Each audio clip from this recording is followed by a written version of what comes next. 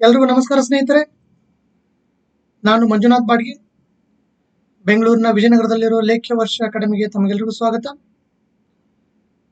September 4, 5, 6 ಹಾಗೂ 7 ಒಟ್ಟು 4 ದಿನಗಳ ಕಾಲ ಬೆಳಗ್ಗೆ 10 ಗಂಟೆಯಿಂದ 6 ಗಂಟೆವರೆಗೆ ಮೆಂಟಲ್ ಎಬಿಲಿಟಿ ಕ್ರ್ಯಾಶ್ ಕೋರ್ಸ್ ತರಗತಿಗಳು ಇರುತ್ತವೆ ಸ್ನೇಹಿತರೆ.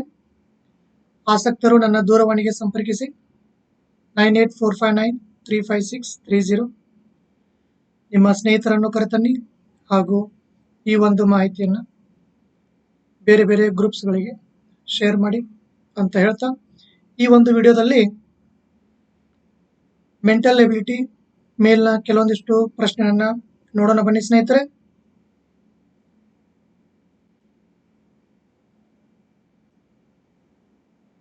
ಮೊದಲಿಗೆ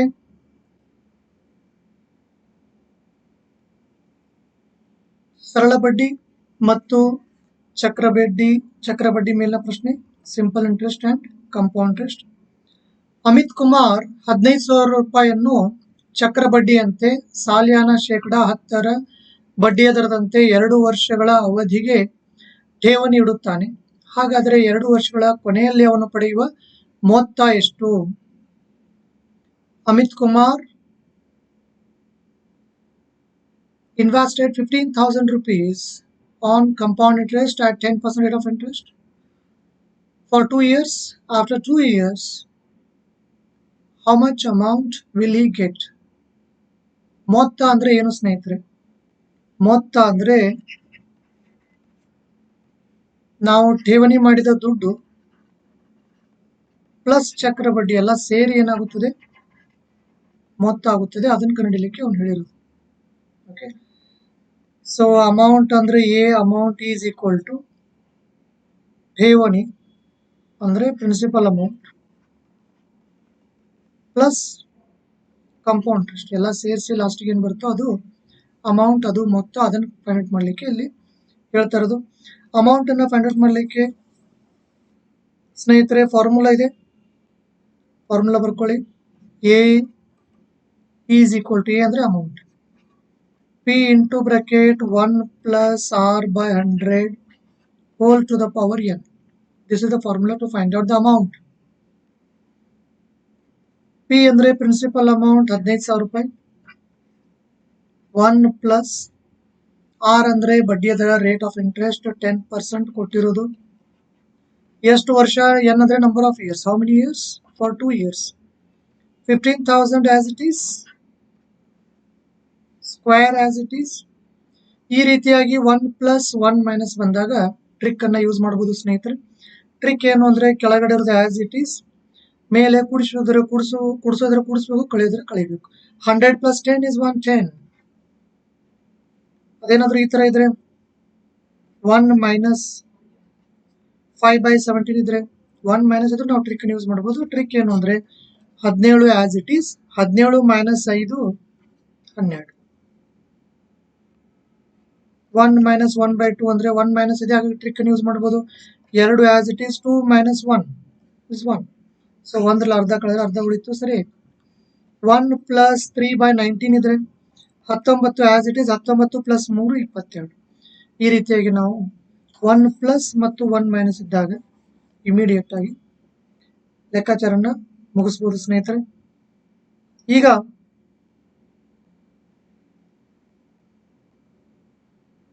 15,000 ಆಸ್ ಇಟ್ ಈಸ್ ಒಳಗಡೆ ಒಂದೊಂದು 0 ಕೈ ಬಿಟ್ಬಿಡೋಣ. 11/10 ಇಂಟು 11/10 2 ಸತಿ ಮಲ್ಟಿಪ್ಲೈ ಮಾಡೋಣ. 2 0 ಕೈ ಬಿಡ್ಬೋದು. 150 ಹಾಗೆ ಇರಲಿ. 11 11 121, 0 ಹಾಗೆ ಇರಲಿ. 15 1 15, 1 ಉಳಿತು. 15 2 30 ಪ್ಲಸ್ 1 31, 3 ಉಳಿತು. 15 1 15 ಪ್ಲಸ್ 3 18. ಸೊ 18,150 ಕಳೆದ ಕೊನೆಯ ಆಪ್ಷನ್ ಇದೆ ನೋಡಿ, 18,150. that is the total amount to be paid to him. Okay, so ಕೊನೆಯ option, last option D is the correct answer.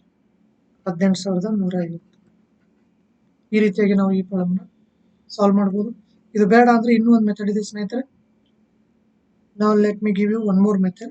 To solve this problem without using formula ಇಲ್ಲೇನು ಕೂಡ ಇದನ್ನ solve ಮಾಡ್ಬೋದು. ಹೇಗೆ ನೋಡೋಣ ಬನ್ನಿ. 15,000 ರೂಪಾಯಿ ಡೆಪಾಸಿಟ್ ಮಾಡಿರೋದು 10% ಹಾಗೆ ಒಂದೇ ವರ್ಷ ಠೇವಣಿ ಹೂಡಿದ್ರೆ ಬಡ್ಡಿ ಎಷ್ಟಾಗ್ತೈತೆ ನೋಡಿ. 0000 1500 ಆಗುತ್ತದೆ. ಇದು ಏನು? ಇದು ಸರಳ ಬಡ್ಡಿ, ಸಿಂಪಲ್ ಇಂಟ್ರೆಸ್ಟ್. ಇದು ಬಂದಿದ್ರೆ ಜಾಯಿನ್ ಆಗುತ್ತದೆ 16,500 ಆಗುತ್ತದೆ. For 1 more year same rate of interest for the second year. ಅದೇ ಬಡ್ಡಿ ಅದರದಂತೆ 2020 ಕೈ ಬಿಟ್ಟುಬಿಟ್ರೆ 1650 ಆಗುತ್ತೆ. ಇದು ಕೂಡ ಸರಳ ಬಡ್ಡಿ, ಅದು ಕೂಡ ಸರಳ ಬಡ್ಡಿ. ಎರಡು ಕೂಡಿಸ್ಬಿಟ್ರೆ ಚಕ್ರ ಬಡ್ಡಿ. ಎರಡು ಕೂಡಿಸಿದ್ರೆ ಎಷ್ಟು ಬರುತ್ತೆ ನೋಡಿ, 3,150 ಬರುತ್ತೆ. ಇದೇ ಏನು? ಚಕ್ರ ಬಡ್ಡಿ, compound interest.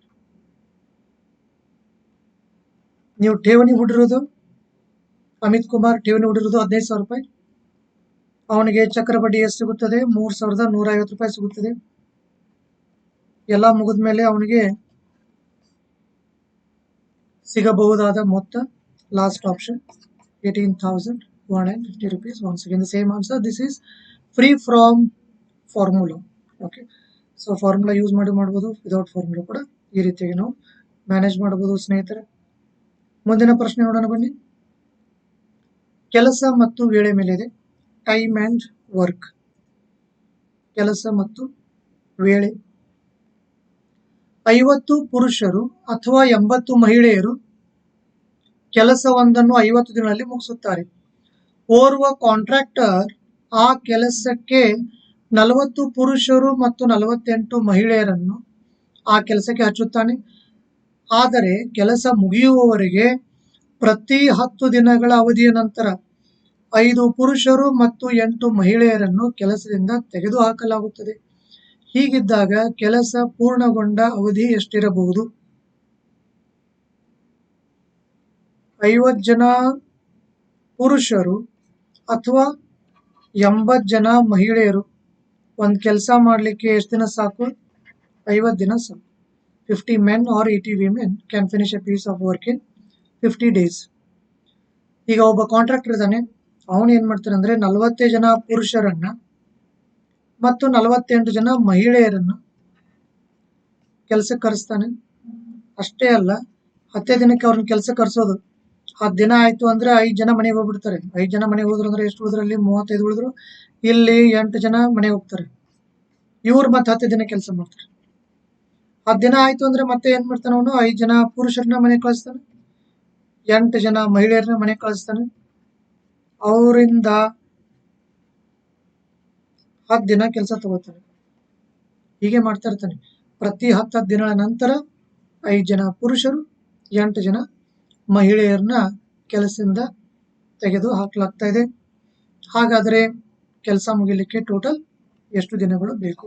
This is the meaning of this problem. So every 10 days he removes 5 men and 8 women. And in the beginning he started with 40 men and 48 women. So in how many days the work will be finished? So ಇಲ್ಲಿ ನೋಡಿ ಸ್ನೇಹಿತರೆ, 10 ದಿನಕ್ಕೆ 5 ಜನ ಪುರುಷರು ಹಾಗೂ 8 ಜನ ಮಹಿಳೆಯರನ್ನ ಕೆಲಸದಿಂದ ತೆಗೆದಾಕ್ತಾ ಇದ್ದಾರೆ. ಸೊ ನಾವೇನಂತ ತಿಳ್ಕೊಳ್ಳೋಣ ಅಂದ್ರೆ, ಈ ಮಹಿಳೆಯರದ್ದು ತಗೊಂಡೋಗಿ ಪುರುಷರಿಗೆ ಅಟ್ಯಾಚ್ ಮಾಡಬೇಕು, ಪುರುಷರದ್ದು ತಗೊಂಡೋಗಿ ಮಹಿಳೆಯರಿಗೆ ಅಟ್ಯಾಚ್ ಮಾಡಬೇಕು. ಅಂದ್ರೆ ಏನು? ಒಬ್ಬ ಪುರುಷ 8 ಕುರ್ಚಿಗಳನ್ನು ಅರೇಂಜ್ ಮಾಡುತ್ತಾನೆ ಅಂತ ತಿಳಿಯೋಣ. ಒಬ್ಬ ಪುರುಷ ಪ್ರತಿದಿನಕ್ಕೆ ಎಷ್ಟು ಕುರ್ಚಿ ಅರೇಂಜ್ ಮಾಡುತ್ತಾನೆ? 8 ಕುರ್ಚಿಯನ್ನು ಅರೇಂಜ್ ಮಾಡುತ್ತಾನೆ. ಸೊ 50 ಜನ ಪುರುಷರು ಕೆಲಸಕ್ಕೆ ಬರ್ತಾ ಇದಾರೆ. 50 ಜನ ಬಂದ್ರೆ 8 × 50, ಅದರ ಅರ್ಥ ಡೈಲಿ ಎಷ್ಟು ಕುರ್ಚಿಗಳು ಅರೇಂಜ್ ಆಗುತ್ತವೆ? 400 ಚೇರ್ಸ್ ಅರೇಂಜ್ ಆಗುತ್ತವೆ. ಡೈಲಿ 400 ಅರೇಂಜ್ ಆದ್ರೆ 50 days ಅಲ್ಲಿ ಫುಲ್ ಕೆಲಸನೇ ಮುಗಿಸ್ಬಿಡ್ತಾರೆ. ಡೈಲಿ 400, 50 ದಿನಗಳ ಕಾಲ. ಅದರ ಅರ್ಥ ಏನು ಅಂದ್ರೆ, ಕೆಲಸ ಅಂದ್ರೆ ಏನಿರ್ಲೇಬೇಕು? Arranging 20,000 chairs in this class. So ಒಂದು ಕೊಠಡಿಯಲ್ಲಿ 20,000 ಕುರ್ಚಿಗಳನ್ನು ಅರೇಂಜ್ ಮಾಡೋದೇ ಒಂದು ಕೆಲಸ ಅಂತ ನಾವು ತಿಳಿಯಬಹುದು. ಅವನಂತೂ ಕೊಟ್ಟಿಲ್ಲ ಏನ್ ಕೆಲಸ ಅಂತ, ನಾವೇ ತಿಳಿತಾ ಇದೀವಿ. ಏನಂತ ತಿಳಿತಾ ಇದೀವಿ? 20,000. ಇದು ಹೇಗೆ ಬಂತು? ನಾವು ಅಸ್ಯೂಮ್ ಮಾಡಿರೋದು ಇದು ಒಂದನೇ, ಏನಂದ್ರೆ ಪುರುಷನ ಕೆಪಾಸಿಟಿ ಒಂದೊಂದು ದಿನಕ್ಕೆ 8 ಕುರ್ಚಿ ಅರೇಂಜ್ ಮಾಡೋದಾಗಿರ್ಲಿ, ಮಹಿಳೆಯ ಕೆಪಾಸಿಟಿ ಒಂದೊಂದು ದಿನಕ್ಕೆ 5 ಕುರ್ಚಿ ಅರೇಂಜ್ ಮಾಡೋದಾಗಿರ್ಲಿ, ಒಂದೊಂದು ದಿನಕ್ಕೆ ಒಬ್ಬೊಬ್ಬ ಮಹಿಳೆ 5 ಕುರ್ಚಿ ಅರೇಂಜ್ ಮಾಡಿದ್ರೆ 80 ಮಹಿಳೆಯರು ಡೈಲಿ 400 ಕುರ್ಚಿ ಅರೇಂಜ್ ಮಾಡುತ್ತಾರೆ. ಡೈಲಿ 400 ಅಂದ್ರೆ 50 ಡೇಸ್ ಅಲ್ಲಿ ಆಲ್ ದ 20,000. ಸೊ ಇಲ್ಲಿವರೆಗೂ ಏನು ಗೊತ್ತಾಯ್ತು ಅಂದ್ರೆ ಸ್ನೇಹಿತರೆ, ಕೆಲಸ ಅಂದ್ರೆ ಏನು ಗೊತ್ತಾಯ್ತು? 20,000 ಕುರ್ಚಿಗಳನ್ನ ಅರೇಂಜ್ ಮಾಡೋದು. ಮತ್ತೇನು ಗೊತ್ತಾಯ್ತು? ಒಬ್ಬ ಪುರುಷ ಒಂದಿನಕ್ಕೆ 8 ಕುರ್ಚಿಗಳನ್ನ ಅರೇಂಜ್ ಮಾಡುತ್ತಾನೆ. ಮತ್ತೇನು ಗೊತ್ತಾಯ್ತು? ಒಬ್ಬ ಮಹಿಳೆ ಒಂದಿನಕ್ಕೆ 5 ಕುರ್ಚಿಗಳನ್ನ ಅರೇಂಜ್ ಮಾಡುತ್ತಾಳೆ. Now let's see the second part.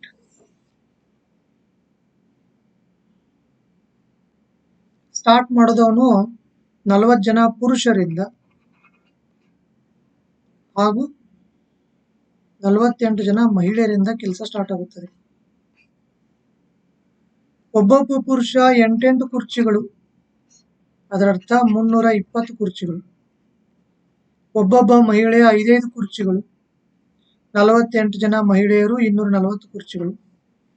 300, 560 ಆಯ್ತದು. ಒಂದೊಂದು ದಿನಕ್ಕೆ ಎಷ್ಟು ಕುರ್ಚಿಗಳು ಅರೇಂಜ್ ಆಗುತ್ತವೆ? 560. ಆ ರೀತಿಯಾಗಿ ಕೆಲಸಕ್ಕೆ ಹೋದ್ರೆ 10 ಡೇಸ್ ಕೆಲಸ ನಡೆಸ್ತಾನವನು. ಕೆಲಸ ಕರೆಸ್ತಾರದು 10 ಡೇಸ್ ಮಾತ್ರ. ಅದರರ್ಥ ಟೋಟಲಿ ಎಷ್ಟು ಕುರ್ಚಿಗಳು ಅರೇಂಜ್ ಆಗುತ್ತವೆ? 10 ದಿನಗಳಲ್ಲಿ 5,600 ಕುರ್ಚಿಗಳು ಅರೇಂಜ್ ಆಗುತ್ತವೆ. ಒಬ್ಬ ಪುರುಷ ಒಂದಿನಕ್ಕೆ 8, 40 ಜನ ಪುರುಷರು 320. ಒಬ್ಬ ಮಹಿಳೆ ಒಂದಿನಕ್ಕೆ 5, 48 ಜನ ಮಹಿಳೆಯರು 240. ಎಲ್ಲರೂ ಸೇರಿ 560. ಆ ರೀತಿಯಾಗಿ 10 ದಿನಗಳಲ್ಲಿ 5,600. ಈಗ ಪ್ರತಿ 10 ದಿನಕ್ಕೆ 5 ಜನ ಪುರುಷರು ಮತ್ತು 8 ಜನ ಮಹಿಳೆಯರು ಕೆಲಸದಿಂದ ನಿರ್ಗಮಿಸ್ತಾ ಇದ್ದಾರೆ. ಒಬ್ಬೊಬ್ಬ ಪುರುಷ 8 ಚೇರ್ ಅಂದ್ರೆ ಅಲ್ಲೇ 40 ಆಯ್ತು. ಒಬ್ಬೊಬ್ಬ ಮಹಿಳೆ 5 ಕುರ್ಚಿ ಅಂದ್ರೆ ಅಲ್ಲೊಂದು 40 ಆಯ್ತು. 40 + 40 80. 80 10 ದಿನಕ್ಕೆ. ಅದರ ಅರ್ಥ ಏನು ಅಂದ್ರೆ ಪ್ರತಿ 10 ದಿನದ ನಂತರ 800 ಕುರ್ಚಿಗಳು ಕಡಿಮೆ ಅರೇಂಜ್ ಆಗುತ್ತವೆ. ಸೊ ನೆಕ್ಸ್ಟ್ 10 ಡೇಸ್ ಅಲ್ಲಿ 5,600 ಆಗಲ್ಲ, 800 ಕಡಿಮೆ ಆಗ್ಬಿಡ್ತವೆ. 800 ಕಡಿಮೆ ಅಂದ್ರೆ ಎಲ್ಲಿಗೆ ಬಂತು? 4,800. ನೆಕ್ಸ್ಟ್ 10 ಡೇಸ್ ಮತ್ತೆ 800 ಕಡಿಮೆ 4,000. ನೆಕ್ಸ್ಟ್ 10 ಡೇಸ್ ಮತ್ತೆ 800 ಕಡಿಮೆ 3,200. ಲಾಸ್ಟ್ 10 ಡೇಸ್ ಮತ್ತೆ 800 ಕಡಿಮೆ 2,400. ಎಲ್ಲ ಕೂಡಿಸ್ಬಿಡಿ. 5,600, 4,800, 4,000, 3,200, 2,400 ಎಲ್ಲ ಕೂಡಿಸ್ಬಿಟ್ರೆ ಸರಿಯಾಗಿ 20,000 ಬಂದ್ಬಿಡುತ್ತೆ. ಇದರ ಅರ್ಥ ಏನು ಅಂದ್ರೆ ಸ್ಟಾರ್ಟಿಂಗ್ 10, 20, 30, 40, 50 ದಿನಗಳಲ್ಲಿ ಫುಲ್ ಕೆಲಸ ಮುಗಿಯುತ್ತದೆ. ಸ್ಟಾರ್ಟಿಂಗ್ ಇನ್ನೊಂದ್ಸತಿ ಆಯ್ತು ನೋಡಿ. ಸ್ಟಾರ್ಟಿಂಗ್ 40 ಜನ ಪುರುಷರು 48 ಜನ ಮಹಿಳೆಯರು ಕೆಲಸ ಸ್ಟಾರ್ಟ್ ಮಾಡ್ತಾರೆ. ಒಬ್ಬೊಬ್ಬ ಪುರುಷ 8 ಕುರ್ಚಿ ಅಂದ್ರೆ ಅವರೇ 320. ಒಬ್ಬೊಬ್ಬ ಮಹಿಳೆ 5 ಕುರ್ಚಿ ಅಂದ್ರೆ ಅವರೇ 240. ಎಲ್ಲ ಸೇರಿ 560. 10 ದಿನಗಳ ಕಾಲ ಅಂದ್ರೆ 5,600. ಫಸ್ಟ್ 10 ಡೇಸ್ ಅಲ್ಲಿ 5,600 ಅರೇಂಜ್ ಆಗುತ್ತದೆ.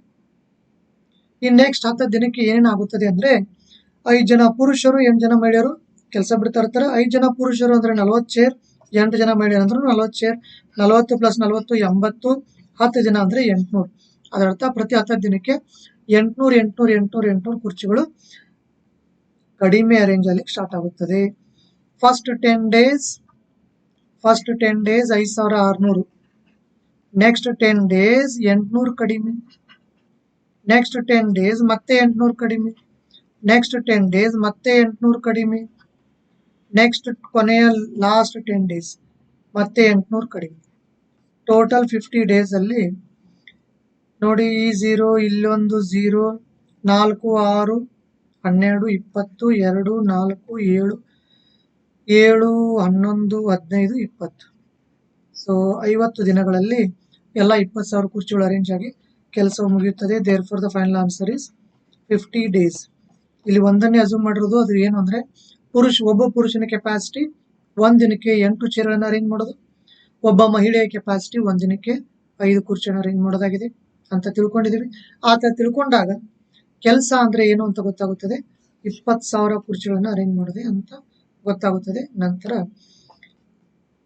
10 ದಿನಗಳ ನಂತರ ಏನಾಗ್ತಾ ಹೋಗುತ್ತೆ, ಕೆಪಾಸಿಟಿ ಚೇಂಜ್ ಆಗ್ತಾ ಹೋಗುತ್ತೆ. ಎಷ್ಟು ಕೆಪಾಸಿಟಿ ಅಂದ್ರೆ ಕರೆಕ್ಟ್ ಆಗಿ 800 ಚೇರ್ಗಳು ಪ್ರತಿ 10 ದಿನಕ್ಕೆ ಕಡಿಮೆ ಆಗುತ್ತವೆ. ಅದಕ್ಕೆ ರೀಸನ್ ಏನಂದ್ರೆ 5 ಜನ ಪುರುಷರು 8 ಜನ ಮಹಿಳೆಯರನ್ನ ಕೆಲಸದಿಂದ ತೆಗೆದಾಕ್ತಾ ಇದ್ದಾರೆ. 5 ಜನ ಪುರುಷರು ಅಂದ್ರೆ ಒಬ್ಬೊಬ್ಬನು 8 ಚೇರ್ ಅಂದ್ರೆ ಅಲ್ಲಿಗೆ 40 ಆಯ್ತು. ಇವರು 8 ಜನ ಮಹಿಳೆಯರು ಒಬ್ಬೊಬ್ಬರಿಗೆ 5 ಚೇರ್ ಅಂದ್ರೆ ಅವ್ರದ್ದು 40 ಆಯ್ತು. 40 + 40 80 ಆಯ್ತು. ಸೊ ಪ್ರತಿದಿನ 80 ಕುರ್ಚಿ ಕಡಿಮೆ ಅರೇಂಜ್ ಆಗುತ್ತವೆ. 10 ದಿನಗಳಲ್ಲಿ 800 ಕುರ್ಚಿಗಳು ಕಡಿಮೆ ಆಗುತ್ತವೆ. ಸೊ ಕರೆಕ್ಟ್ ಆಗಿ 10 ದಿನಕ್ಕೆ 800 ಕಡಿಮೆ ಮಾಡ್ತಾ ಬಂದಿರೋದು. 50 ದಿನಗಳಲ್ಲಿ ಎಲ್ಲ 20,000 ಅರೇಂಜ್ ಆಗಿ ಕೆಲಸ ಮುಗಿಯುತ್ತದೆ. Therefore the second option 50 days is the right answer. ಮುಂದಿನ ಪ್ರಶ್ನೆಗೆ ಹೋಗೋಣ. ಕೆಳಗಿನ ಸಂಖ್ಯಾನು ಕ್ರಮಣಿಕೆಯಲ್ಲಿನ ಮುಂದಿನ ಸಂಖ್ಯೆಯನ್ನು ಗುರುತಿಸಿ. ಸರಣಿಗಳ ಮೇಲಿರುವ ಪ್ರಶ್ನೆ. 0, 7, 26, 63. ನೆಕ್ಸ್ಟ್ ಯಾವುದು? This is a problem on cubes. 1ರ ಘನ 1, 1 × 1 × 1. 2ರ ಘನ 2 × 2 × 2. 3ರ ಘನ 3 × 3 × 3. 4ರ ಘನ 5ರ ಘನ. ಇವೆಲ್ಲ ಏನಿವು? ಘನ ಸಂಖ್ಯೆಗಳು. ಇವುಗಳಲ್ಲಿ ಒಂದೊಂದು ಮೈನಸ್ ಮಾಡಿಬಿಡಿ. ಅಷ್ಟು ಒಂದೊಂದು ಮೈನಸ್ ಮಾಡಿ will get the final series. ಘನ ಸಂಖ್ಯೆಗಳಲ್ಲಿ ಒಂದೊಂದು ಮೈನಸ್ ಮಾಡ್ತಾ ಹೋಗಿರೋದು. The final answer is 124. It is there in the options. The last option 124 is correct answer. ಸ್ನೇಹಿತರೆ, ಸರಣಿಗಳ ಮೇಲೆ ಪ್ರಶ್ನೆಗಳನ್ನ ಸಾಲ್ವ್ ಮಾಡ್ಬೇಕಂದ್ರೆ ವರ್ಗ ಸಂಖ್ಯೆಗಳು ಅಟ್ಲೀಸ್ಟ್ 1ರಿಂದ 25ರವರೆಗೆ, ಘನ ಸಂಖ್ಯೆಗಳು ಕ್ಯೂಬ್ಸ್ 1ರಿಂದ 10ರವರೆಗೆ, ಕೂಡಿಸೋದು ಕಳೆಯೋದು ಪರ್ಫೆಕ್ಟ್ ಆಗಿರ್ಬೇಕು. ಇಷ್ಟಿದ್ರೆ you can manage problems on series. ಮುಂದಿನ ಪ್ರಶ್ನೆ ಹೋಗೋಣ ಬನ್ನಿ. ಇಲ್ಲಿ ವ್ಯಾಲ್ಯೂ ಆಫ್ ಎಕ್ಸ್ ಕೇಳಿದಾನೆ. ಎಕ್ಸ್ ನ ಬೆಲೆ ಏನು? Value of X. ತ್ರಿಭುಜದಲ್ಲಿ ಯಾವಾಗಲೂ ಒಟ್ಟು ಕೋನಗಳ ಮೊತ್ತ, ಒಟ್ಟು ಕೋನದ ಮೊತ್ತ ಎಷ್ಟಿರುತ್ತೆ ಹೇಳಿ? 180 ಇರುತ್ತೆ. ಇಲ್ಲೂ 60, ಇಲ್ಲೂ 60, ಇಲ್ಲೂ 60. ಟೋಟಲ್ ಎಷ್ಟಾಗುತ್ತದೆ? 180. ಯಾವಾಗಿದು? ಸಮಕೋನ ತ್ರಿಕೋನ. ಓಕೆ. ಇನ್ನು ಇದು ಒಂದು ಪಾಯಿಂಟ್. ಒಳ ಕೋನಗಳ ಮೊತ್ತ 180. The sum of all the interior angles in a triangle is 180 degrees. ಇದು ಒಂದು ಮಾಹಿತಿ. ಇನ್ನೊಂದು ಪಾಯಿಂಟ್ ಏನಂದ್ರೆ ಸರಳ ರೇಖೆ ಅಂದ್ರೆ 180 ಡಿಗ್ರಿ. ಸರಳ ರೇಖೆ ಅಂದ್ರೆ 180. ಯಾಕೆ? ಇಲ್ಲಿ 90 ಮತ್ತೆ ಈ ಸೈಡ್ 90 ಇರುತ್ತೆ. ಇಲ್ಲಿ 90 ಅಲ್ಲಿ 90 ಎಲ್ಲ ಸೇರಿ ಎಷ್ಟಾಯ್ತು? 180 ಆಯ್ತಲ್ಲ. ಇಲ್ಲೂ 90 ಅಲ್ಲೂ 90, 90 + 90 180. ಅದರ ಅರ್ಥ ಒಂದು ಸರಳ ರೇಖೆ ಬಂತು ಅಂದ್ರೆ 180. ಒಂದು ತ್ರಿಭುಜ ಬಂತು ಅಂದ್ರೆ ಒಳಗಡೆ ಇರೋ ಎಲ್ಲಾ ಕೋನಗಳ ಮೊತ್ತ 180. ಈ 2 ಪಾಯಿಂಟ್ಸ್ ಅನ್ನು ಯೂಸ್ ಮಾಡಿ ಈ ಪ್ರಾಬ್ಲಮ್ ಅನ್ನು ಈಸಿಯಾಗಿ ಮ್ಯಾನೇಜ್ ಮಾಡಬಹುದು. ಈ ತರ ಇದೆ ನೋಡಿ. ಇಲ್ಲಿ 100 ಇದೆ, ಇಲ್ಲಿ 100 ಇದ್ರೆ ಇಲ್ಲಿ ಎಷ್ಟು ಇದ್ದೇ ಇರುತ್ತದೆ? 80 ಇದ್ದೇ ಇರುತ್ತದೆ. ಯಾಕೆ ಇರುತ್ತದೆ ಅಂದ್ರೆ ಇದೆಲ್ಲ ಸೇರಿ 180. Okay, that is one thing. ಇನ್ನೊಂದು ವಿಚಾರ, ಇಲ್ಲಿ 60 ಇದೆ ಅಂತ ಅವನೇ ಕೊಟ್ಟಿರೋದು. ಈಗ ಕೇಳ್ತಾ ಇರೋದು ಇಲ್ಲಿ. ಸೊ ಈಗ ಬರೀ ತ್ರಿಭುಜ ಅಷ್ಟೇ ನೋಡಿದ್ರೆ ನೀವು 80 ಪ್ಲಸ್ ಕ್ವಶನ್ ಮಾರ್ಕ್ ಪ್ಲಸ್ 60 ಎಲ್ಲ ಸೇರಿ 180. ಸೊ ನಿಮಗೆ ಕ್ವಶನ್ ಮಾರ್ಕ್ ಬೇಕು ಅಂದ್ರೆ 180 ಇಲ್ಲೇ ಇರಲಿ. 80 + 60 140 ಆಗುತ್ತೆ. ಅದನ್ನ ಬಲಗಡೆ ಶಿಫ್ಟ್ ಮಾಡಿದ್ರೆ -140 ಆಗುತ್ತದೆ. ಹಾಗಾಗಿ ಎಕ್ಸ್ ನ ಬೆಲೆ ಎಷ್ಟಾಯ್ತು? 40 degree. That is the final answer. Second option is the correct answer, 40 degree. ಇದು ಒಂದು. ಇನ್ನೊಂದು ಮೆಥಡ್ ಇದೆ. ಇದೇ ಪ್ರಾಬ್ಲಮ್ ಸಾಲ್ವ್ ಮಾಡ್ಲಿಕ್ಕೆ ಒಂದು ಥಿಯರಮ್ ಬರುತ್ತೆ, ಪ್ರಮೇಯ ಬರುತ್ತೆ. ಅದು ಏನು ಅಂದ್ರೆ ಈ ರೀತಿಯಾಗಿ ಒಂದು ಸರಳ ರೇಖೆ.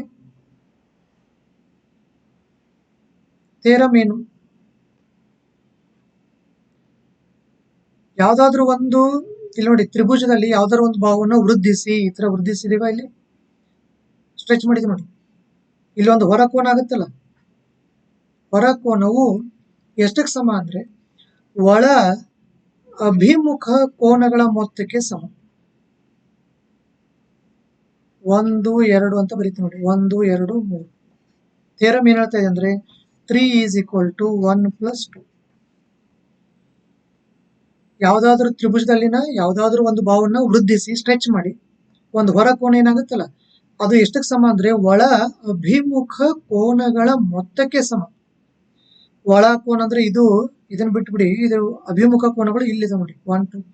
ಸೊ 3 ಅನ್ನೋದು ಎಷ್ಟಕ್ಕೆ ಸಮ? 1 + 2 ಗೆ ಸಮ. ಈ 3 ಇದ್ದಲ್ಲಿ ಅವನು ಎಷ್ಟು ಕೊಟ್ಟಿದ್ದಾನೆ? 100 ಕೊಟ್ಟಿದ್ದಾನೆ. 2 ಇದ್ದಲ್ಲಿ 60 ಇದೆ. ಮತ್ತೆ ಇದು ಒಳಗಡೆ 100 ಆಗಬೇಕು ಅಂದ್ರೆ ಇದು 60 ಇದೆ ಅಂದ್ರೆ ಇದು ಎಷ್ಟಾಗಲೇಬೇಕು? 40 ಆಗಲೇಬೇಕು. ಅಂತ ಹೇಳಿದ ಫೈನಲ್ ಆನ್ಸರ್. ಸೊ ಹೊರ ಕೋನವು ಒಳ ಅಭಿಮುಖ ಕೋನಗಳ ಮೊತ್ತಕ್ಕೆ ಸಮ. This is the theorem. ಈ ಥಿಯರಮ್ ಯೂಸ್ ಮಾಡಿ ಕೂಡ ನಾವು ಈ ಪ್ರಾಬ್ಲಮ್ ಅನ್ನು ಮ್ಯಾನೇಜ್ ಮಾಡಬಹುದು. Mental Ability Crash Course once again 4th, 5th, 6th and 7th September, ಬೆಳಗ್ಗೆ 10 ಗಂಟೆಯಿಂದ 6 ಗಂಟೆ. ಮುಂದಿನ ಪ್ರಶ್ನೆ, ನಟೇಶ್ ಎಂಬಾತನು ಮೊದಲ 3 ವರ್ಷಗಳಿಗೆ ಪ್ರತಿ ವರ್ಷಕ್ಕೆ 8% ಬಡ್ಡಿಯಂತೆ, ನಂತರದ 5 ವರ್ಷಗಳಿಗೆ ಪ್ರತಿ ವರ್ಷಕ್ಕೆ 8% ಬಡ್ಡಿಯ ದರದಂತೆ ಮತ್ತು 8 ವರ್ಷಗಳಿಂದ ಆಚೆಗೆ ಪ್ರತಿ ವರ್ಷಕ್ಕೆ 13% ಬಡ್ಡಿಯಂತೆ ಒಂದಿಷ್ಟು ಹಣವನ್ನು ಸಾಲ ಪಡೆಯುತ್ತಾನೆ. ಮೇಲಿನ ಎಲ್ಲವೂ ಸರಳ ಬಡ್ಡಿಯ ದರದಲ್ಲಿವೆ. 11 ವರ್ಷಗಳ ನಂತರ ನಟೇಶ್ ಒಟ್ಟು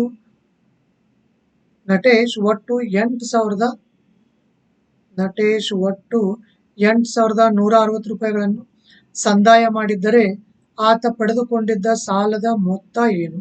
These are the options: 8,000, 10,000, 12,000, 14,000. ಇಲ್ಲಿ ನೋಡಿ ಸ್ನೇಹಿತರೆ, ದುಡ್ಡು ಅವನಿಗೆ ರಿಟರ್ನ್ ಮಾಡೋದು ಅಸಾಧ್ಯ ಅಂತ ಗೊತ್ತಾದಾಗ ಜನ ಏನ್ ಮಾಡ್ತಾರೆ? ದುರಾಸೆ ಮಾಡ್ತಾರೆ.